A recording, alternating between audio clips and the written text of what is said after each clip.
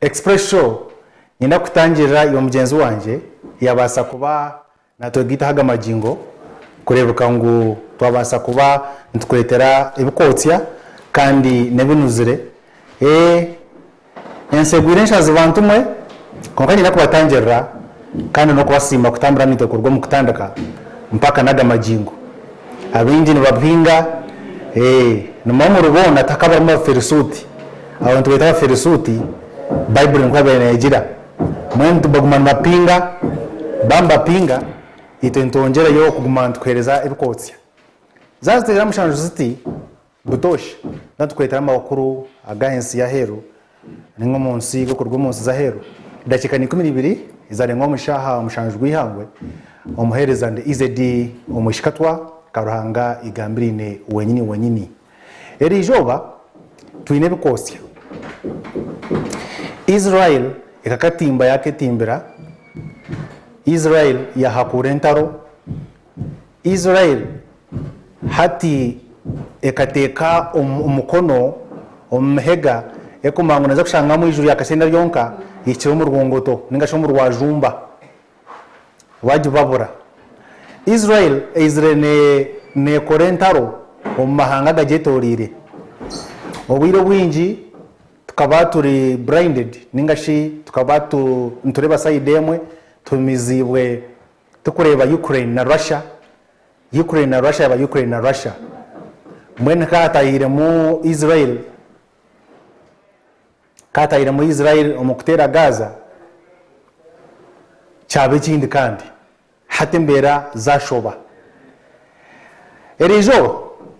amakuru nabukosya tunakugambe na gayi konkanta kugera mnonga turebe Israel ni Iran orutaro erura ahwere na Putin ariyo kuri naruzaru mu bambi akoba Ukraine yajibakara no kutera amatimbiro gamashita ne hijacking na containers zikutwara crude oil zikutwara amashita zikutwara nebyamaguzi ebya Russia hati itanchena yo kutagetinga ebyo hati erineza stependijo yo following up pipelines ezikutwara crude oil kugiye mu Russia nayo nenda kuzikora obushaho mwene Ukraine yagizirenga hati Russia mwatire umbyamahe katwanyangaraze twashanyaraze umubyentasiya muje muturebe hati netera okufiriza Ukraine cyerho Russia enerza rumwe na Israel Iran yatabuka ebyon omusky express show nanya Easydee Omwishikatwa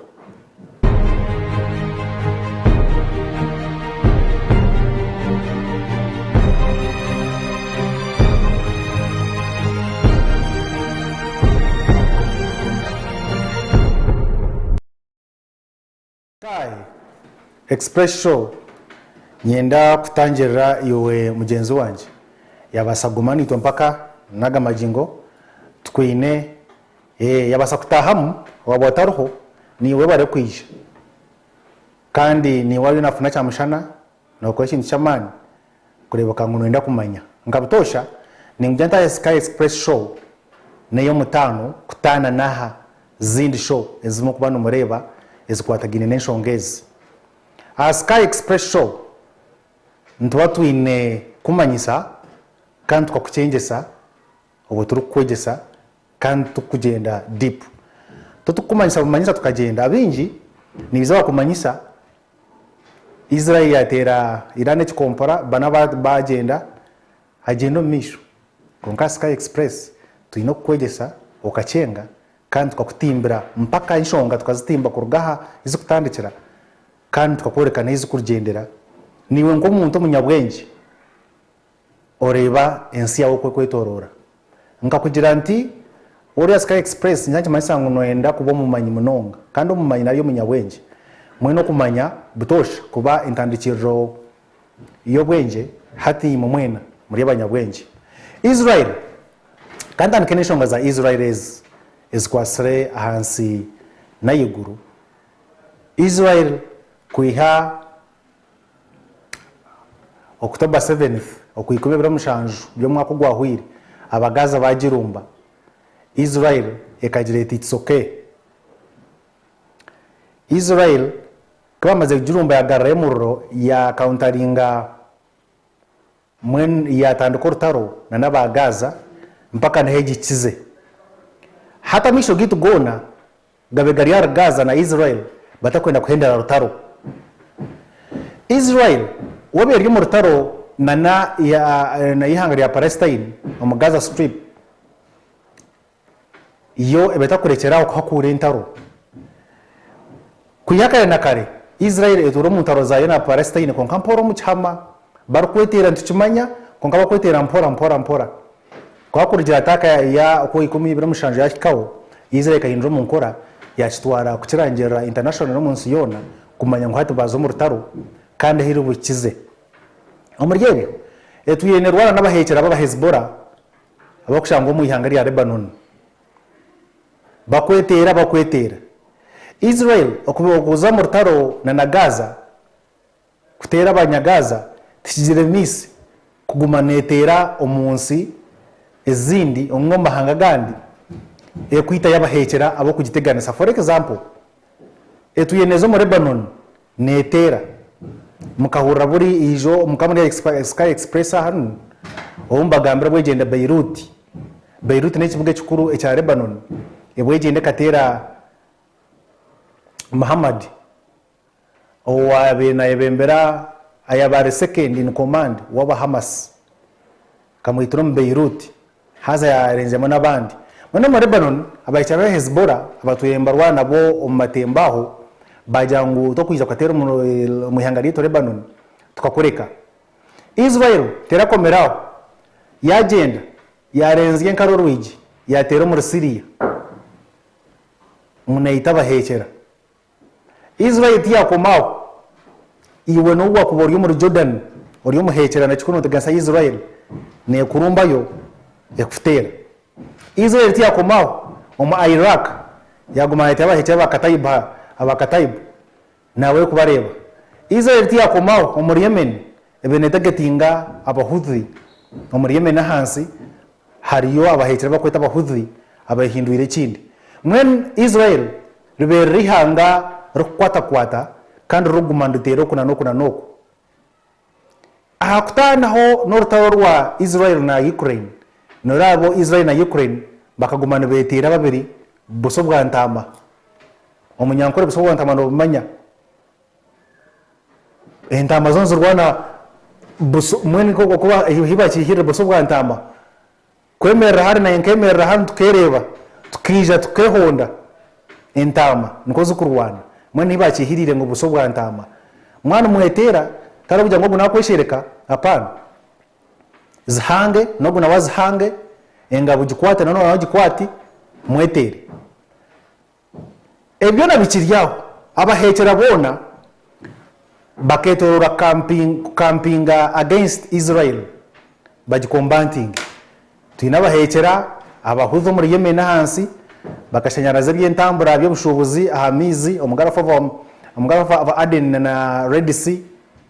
tuyina bahekera muri Lebanon aba Hezbollah abakurwa Muhammad Nasrallah Hassan Nasrallah no takuzana atuireyo na haira mpaka natera batera abantu bo mambo ko muri Israel nchakare batera bati nyense batera bati na Israel garraho murro tuyina bahekera aba Hamas abahekera batuyira mu Gaza bo abakwerwanaho nabo ketano bona kwamaze kutera aba Gaza kujana bateransi y'abasiramu kandi abahekera bingi bona mbagitiro munsi y'abasiramu iwe joye yitegereze munonga aba Al-Qaeda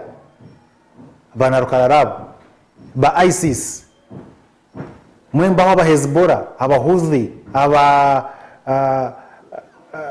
Hamas bona bagitiro munsi y'abasiramu mwe n'abasiramu obusiramu ombichweke byingi byona nka West Asia ninga Middle East batera resi bana rukarara bariyo no manya hariyo muhekera na rukarara umuhekera nabasa kwija ukwita yitaba botosha kuja tayiza yitayirukanja gende na rukarara na targeting biga kandi njagere terrorist state mun terrorist group neberi mpango munonga kandi ina connections ina kabika hango munonga mwen Israel bagikombera bajya ngo tuyenda kubanza twakunyaza abo kutera Gaza wotakwasa koragayo. Israel yakora umuntu muhango yaje hurura no manya nkebisigaze amani yana yagehurura acharo nwako ningo muchitu umuchwekanwa umucyanganwa ko bayine kuba yine ngoga kubona atiganisa nagiye hurura na mangu natira buri yomwe ubwo ni Israel ekwebemberwa omwami Benjamin Netanyahu abinjo bakumanya nka bibi mbem tutajirare kikasire kibanza cyo kwakana ogumwako okwezo kukwenyini kutaka hwiri kibanza cyo kwakana Israel esetinga enyonyi yayo itambura egendetera omuri Damascus nekibuga ningashino rembo rukuru orwa omuri Syria kyatira mu Damascus yatere kitebe ninga shigete embassy abinjira mu manyango embassy yatera embassy ya Iran omuri Syria gitera omuri Syria kyamaze kugitera Israel yargaye agireti aba Iran God Corps mwa tayirire kitebe kito muri Syria mwa tayirire military base yitu mwagitera mwene terarije kugira ngo nito twatera producer bayisize makando ako bakarabe terarije kugira ngo etere akandi ko kuraba Israel attacks akakume mu rebas kuri nawo katambura noho kuba maze kutera ikibuga ekikuru kitebe kikuru cya Iran omuri Syria niko cyabire kityo bakashitera bashiteka yishe butaka abantu mushanju arumba senior commanders ba Iran amahege Iran ngeta Iran God Corps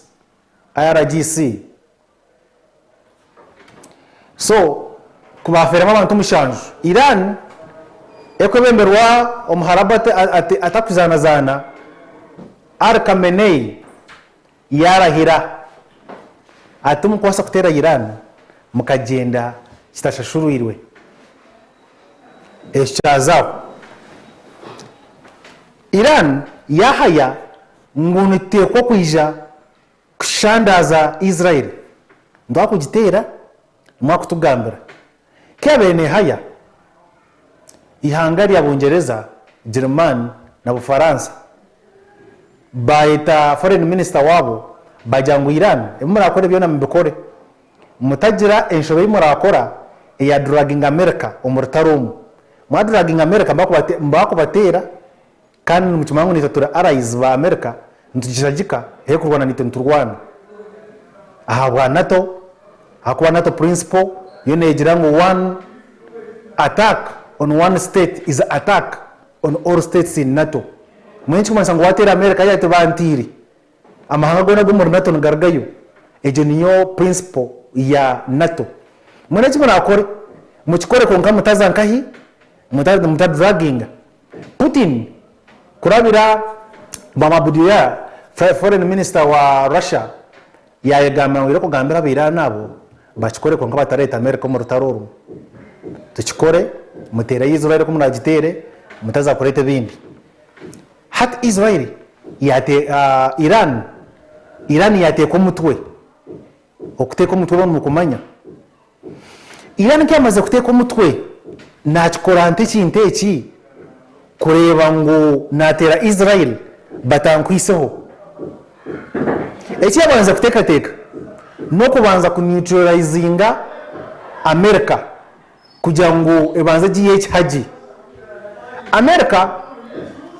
eine bases military bases nyingi mnonga omunsi ejayiturumu wachenga America echo kubanza cyabyona Iran yajetata numanya dekambaze nkora kabi deni nzendebe at Iran yayegitana namahanga gona gabharabu omu West Asia yajati bantumwe ati nine nzango bashaba omusiramu tahi wanyu mureke tubanze tuteme Amerika enteje amahanga gati gata oba tuta. Iran yagize ati mutikiriza buri base ya Amerika iriyo mu ihanga ryanyu kugikozesa kurumba itito ba Iran ngo twahurra ngo mukamano wa mane Allah akbar kare tuichirizana producer so kompeko base map eyo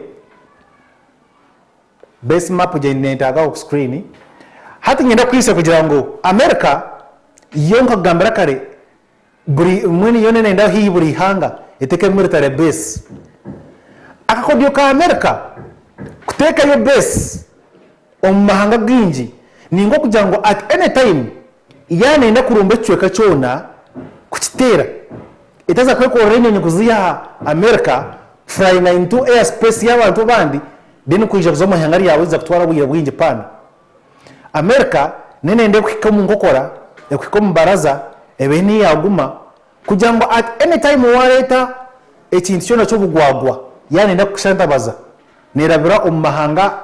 through the military bases zaine hiyo mahanga ebasa kutera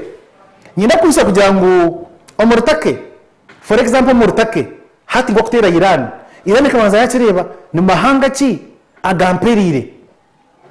nyina ngarebe deri kitusutuka so hati aha ni nkwenda kwizira kwanza nakushomesa aha map page obanzo jirebe iyo ina turebe ya amahanga go mukureba hagona hateji nakweteraho Middle East iyo ina turebe for example omurtake take ni mujireba no kune ruguru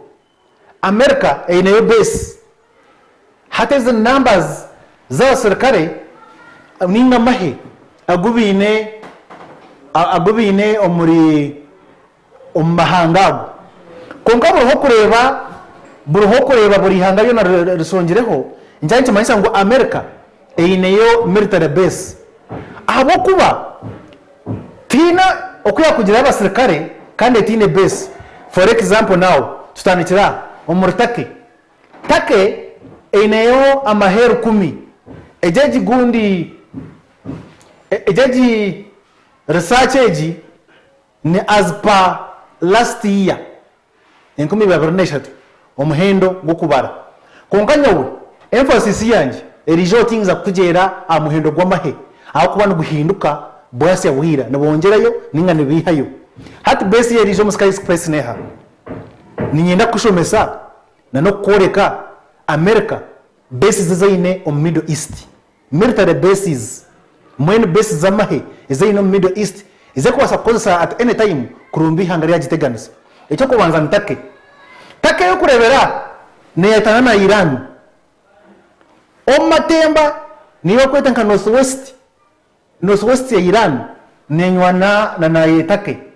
ekimwe isa kugira ngo nka America yakosa base ya heri nemerumba Iran omumurambiro bajango hata Iran kagira ngo gomu yayize America yamara kwesimba biri yatuchantabaza twija omurjo Jordan nayo erihihi ni Iran hata kama ngo basi nzira mu Jordan mbasa kutera konka Jordan yo kureberaha yona Syria na America no mukago Jordan na Syria hati mwenezi omahanga gona Syria na Jordan ngoga kanga kakaja mu America yenda kosa bases zitu nekuzikoza Iran tiazao yirikanga Saudi Arabia kamuri hii kama wasakuturonkingira Saudi Arabia America inayestebe naho military base omundomo inama hako kungana ngo 3 mpaka 5 bikiryaho yaje ejende Djibouti hansi kugira ngo ze kuguruka tikirijo konka atunoreba Iraq nayo eine estebe cha mahi omur Kuwait hii kuzamu muri Iran still bin na Bahrain na Qatar na UAE hato Iran area wanu munchenga hato wasinzira ko mu UAE aha abinje mu kumanyanka nka Dubai UAE niyo United Arab Emirates njacha anguhira kilomita zinche kutero muri Iran oba mwanchenga chinto chimwe na kuboreka kujangu nka America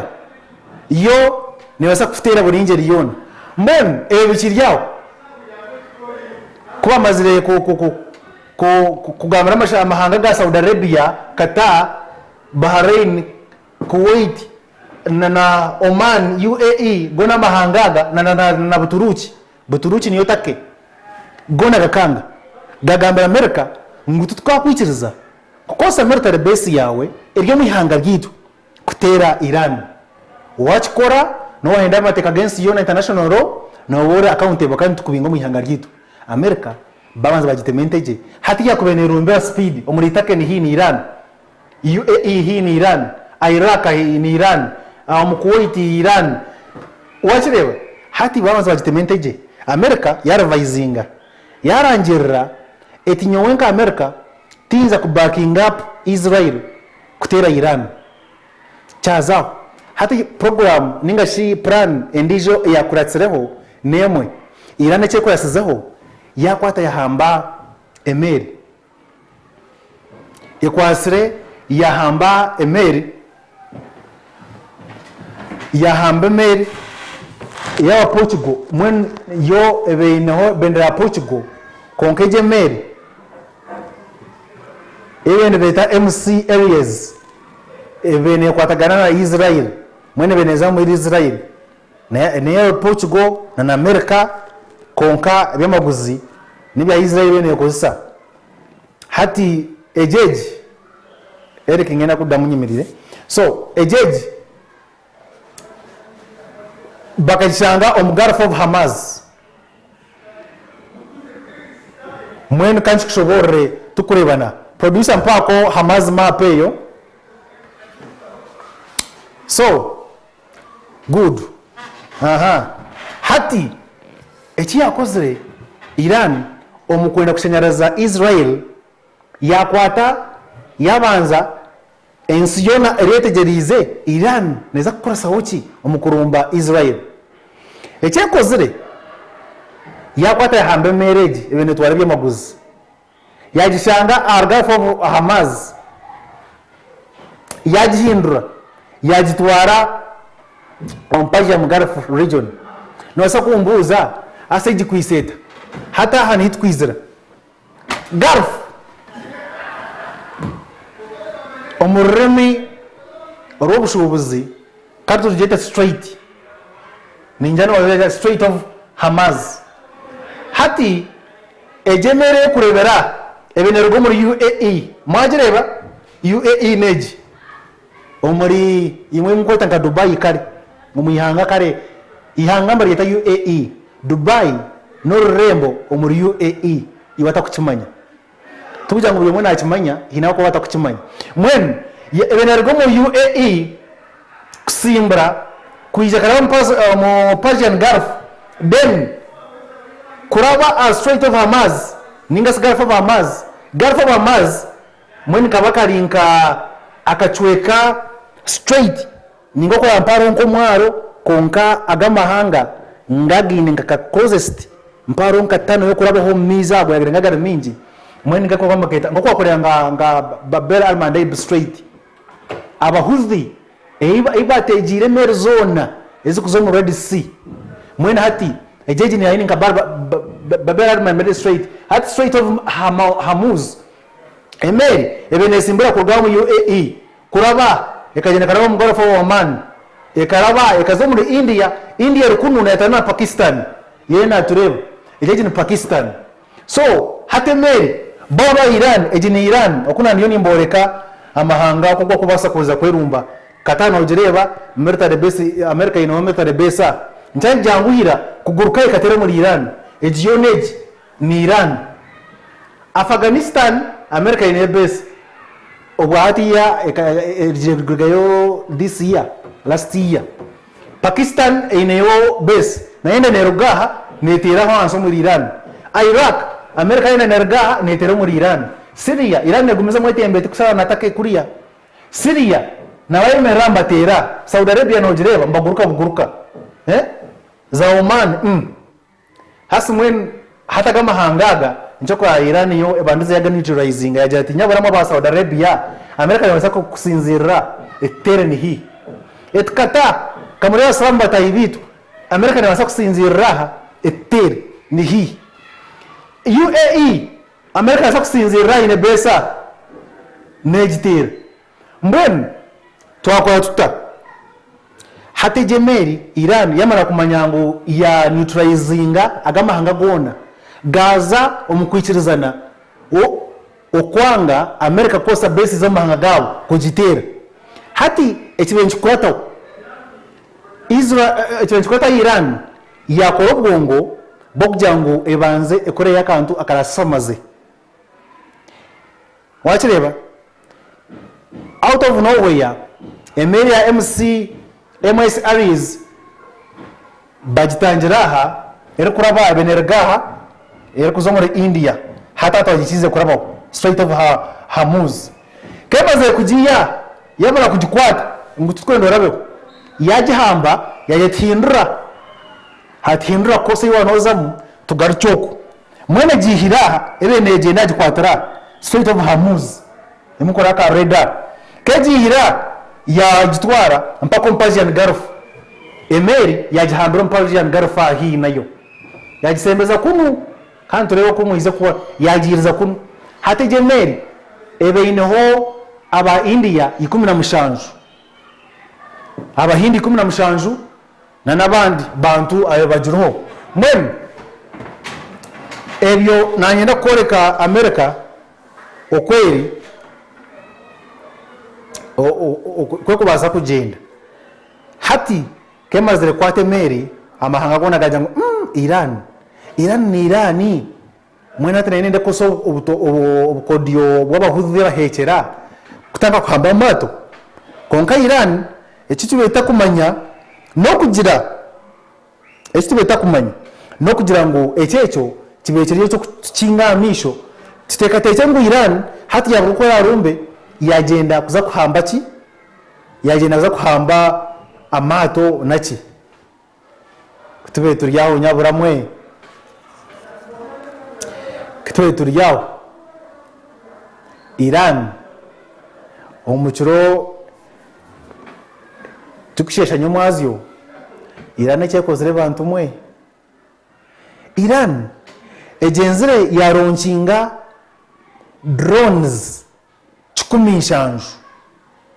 yakwata yasindika ballistic missiles 12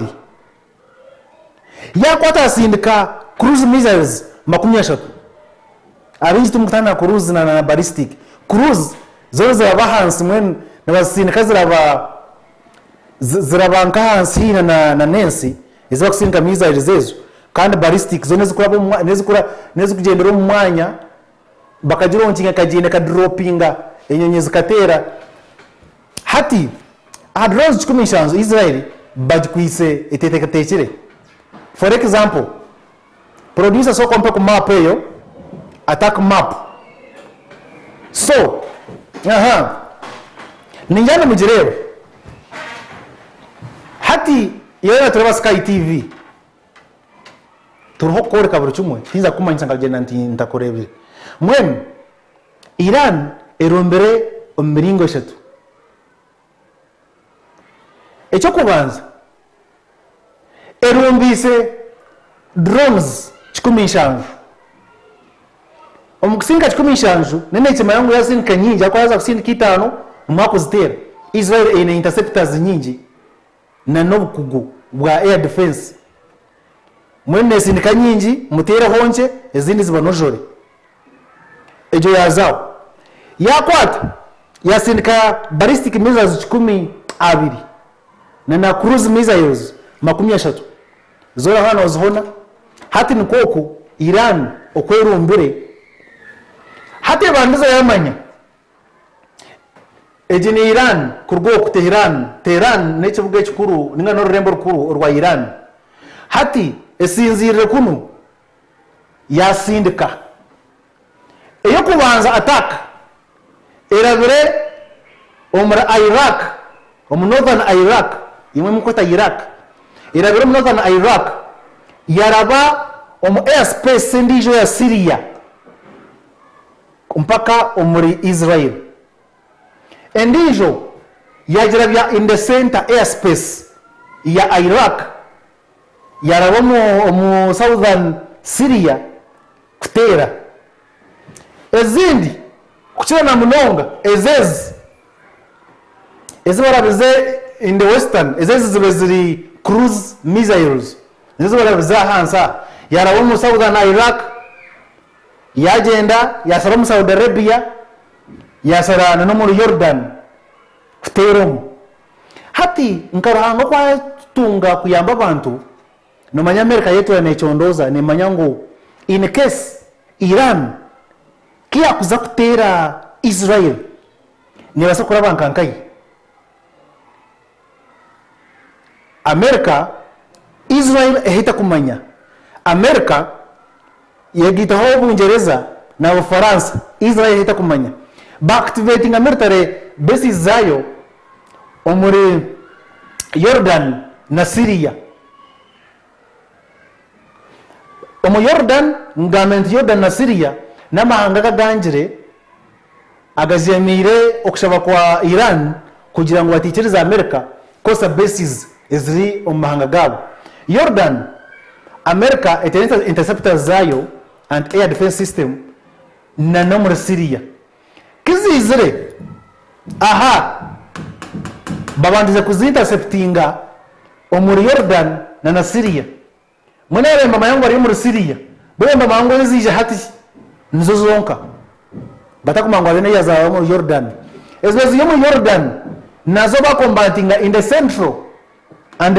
northwestern interceptors kutera missiles na drones echo kubanza drones nizo wandize kubanda zisindikwa producer nampa eka video nga kaita drones nizo ezibandize kusindikwa kuya H4 hati interceptors zatakutera drones konka drones zibenziyika buyika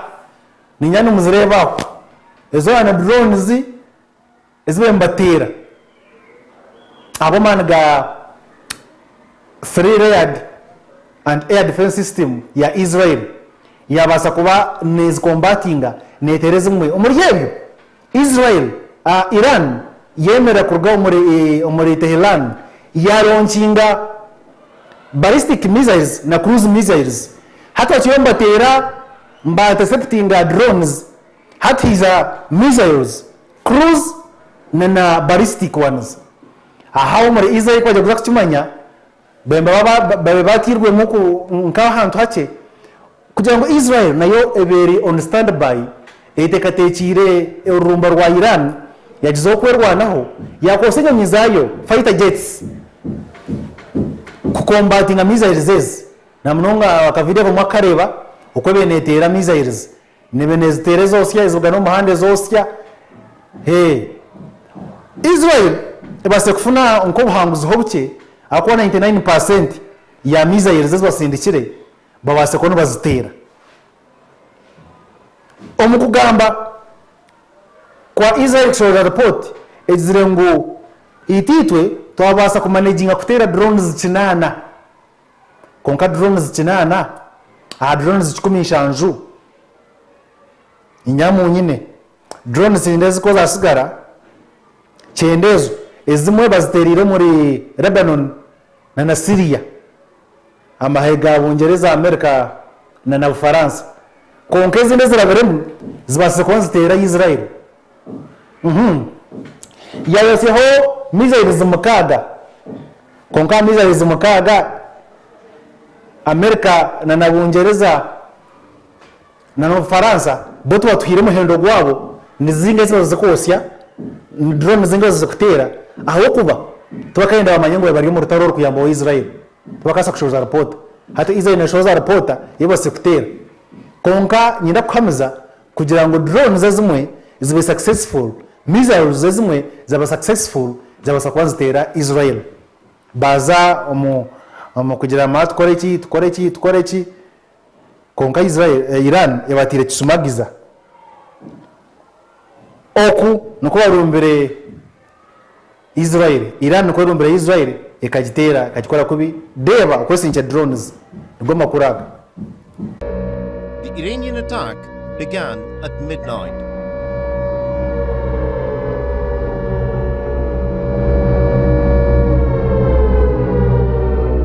In wave after wave, Iranian drones and missiles pierced through the dark night.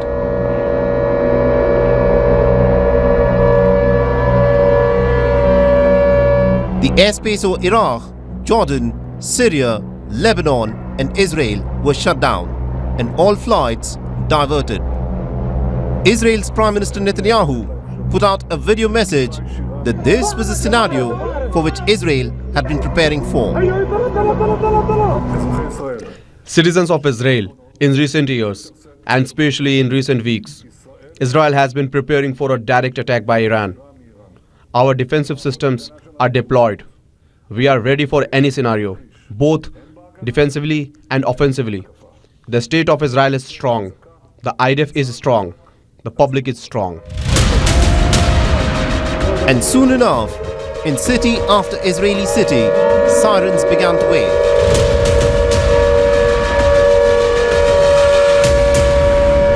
As streaks of light of the Iranian drones and missiles were witnessed over even the most well-guarded Israeli cities such as Tel Aviv. Dramatic videos of the Iranian missiles flying past over Jerusalem went viral over social media. Israel activated its multi-layered air defense systems that include the Arrow, the David Sling and the Iron Dome to shoot down the Iranian missiles and drones. There are reports of some Iranian ballistic missiles of being intercepted even outside of the Earth's atmosphere. And as expected, Israel's all-weather ally, the United States, along with Britain and France, also used their anti-air defense systems to shoot down the Iranian drones and missiles. The Iranian attack lasted for 5 long hours, in which Iran fired 170 drones, 120 ballistic missiles, and 30 low-flying cruise missiles. Israel claims it managed to shoot down nearly 99% of all projectiles fired by Iran, although there are reports that the Nevatim air base in southern Israel was struck. There were scenes of celebrations in Iran over Tehran's strong response to the Israeli bombing of the Iranian embassy in Damascus, and returned to Washington to speak with his national security team about the unfolding situation in the Middle East. The American president also got on a phone call with the Israeli Prime Minister and reaffirmed America's ironclad relationship with Israel. But interestingly, according to reports in the American media, Biden also told Benjamin Netanyahu that the United States would not support any Israeli counterattack on Iran. As the Sajile yao kawam Sky Express Show baba mna kworo hatoko nuko Iran esirete drones omuri Israel norokuza zgwankenjura mwe notera ni interceptinga and air defense system nizitera nizikana kurha zitera hati abantu bayirunda nabenje ni campus kwa nerumbemwe hijemwe kubana muzitera niya kwa muzita kwa campus zone zirumba mukono gumwe no ititano empazi 10 zikuruma ni empazi 10 zikuruma hati Iran yenche kozere kwire mukono gumwe kaneze kora drone zayo habonye kuzitwara ekatera izimwe zikwasirwe no mashanyarazi bwa zamashanyarazi zazitomera zibazitambura hihi muri Israel. Anyway, echecho akachiko kabyo kwirinda kensi yona kakozoroho akachiko kesohoro chikorwa rizariza omwami Antonio Guterres General Secretary wa UN yakondeminge chikorwechi kwe bari muri chikomu ambassador wa Iran omuri omu UN omwami Amir Said wagenzere yagira ngo kuba maze kuturumba kitabo cy'icyo mama kukitera ensi yona kamahunamere akakiko ka UN Security Council ahabwenki mahunamere kamutaine ene measure imwatiro ku blaming Israel hatri mutwete mu rukiko rwaho naho kugira ngo mwatugaba mutunenya mutavairating article 51 ya UN Charter konkash iyi muburo batera kamutiye cyo wagambire itono kwesiza kona tukaturenzere turebe nimwakugamba ki Israel mwakugina nyamuta Russia karga yajango muji adi announcing ya proposing ngo mudi announcing the strike mwahunama America yachi broking mwento amaze kutera Israel mwene mutugambira mukanu twakomaho ndo ko punishing Israel na ambassador wayo nomwishe omu UN omamegera de Eden na wagira ati at Israel echene planning to retaliate against this stupid act nimwakukireba Iran mukikoze mwakyekora muturinde tinza kubashereka nikigamba omukakiko kensi yona kona kampurire ensi yone kutureba Iran muturinde agango makuru. The UN Secretary General urged the world to take a step back and avoid any military provocation. And we have a shared responsibility to actively engage all parties concerned to prevent further escalation. Iran's ambassador said his country does not seek war and only took action after the UN failed to do so. Regrettably, the Security Council has failed in its duty to maintain international peace and security. Russia proposed a press statement to denounce this atrocious act, which was backed by China, Algeria, and many members, but was blocked by the US, UK, and France. Faced with such circumstances, the Islamic Republic of Iran had no choice but to exercise its inherent right to self-defense under international law. Israel said the fact Iran itself struck Israel and didn't use proxies marks a new phase in regional tensions. Following such a massive and direct attack on Israel, the entire world, let alone Israel, cannot settle for inaction. We will defend our future. In the coming days, and in consultation with other member states,